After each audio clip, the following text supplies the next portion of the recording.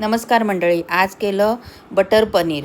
त्यासाठी 2 मोठे कांदे घेतले, 2 मीडियम साईजचे टोमॅटो, 7-8 काजूगर आणि 4-5 पनीरचे क्यूब.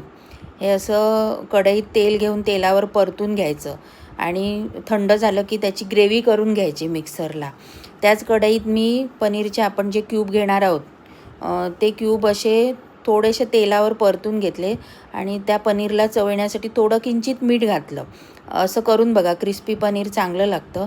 आणि मग कढईतले पनीरचे क्यूब हे काढून घेतले. त्याच कढईत मी तेल आणि बटर एकत्र करून फोडणीसाठी घेतलं. बटर नुसतं घ्यायचं नाही, करपतं आणि मग पदार्थ कडवट होतो. आणि त्याच फोडणीत मी 2 दालचिनीचे तुकडे, 4-5 हिरवी वेलची जरा ठेचून घेतली आणि थोडंसं जिरं घातलं. फोडणी चांगली झाली की त्यात मग आलं, लसूण आणि कोथिंबीरची पेस्ट करून ठेवलेली असते आपली जी, ती थोडीशी घातली आणि ती परतून घेतल्यावर मग आपलं जे वाटण होतं कांदा, टोमॅटो, काजूगर आणि पनीरचं, ते घालून असं तेलावर तेल सुटेपर्यंत परतून घ्यायचं.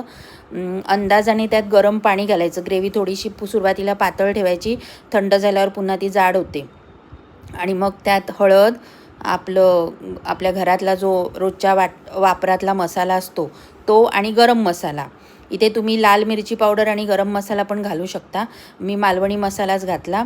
आणि मग हे सगळं चांगलं परतून घेतलं. ग्रेव्हीला उकळी आली की त्यात पाण्यात भिजवलेले काजूगर घातले. ते शिजतात पटकन. आणि मग त्याला एक वाफ आल्यावर आपले जे सॉटे करून ठेवलेले पनीरचे क्यूब होते ते घातले.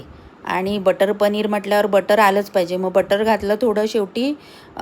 हिरवी कोथिंबीर आपली जी बारीक चिरून ठेवलेली ती, आणि फ्रेश क्रीम नव्हतं, मग दुधाची साय फेटून ती वरून घातली मी.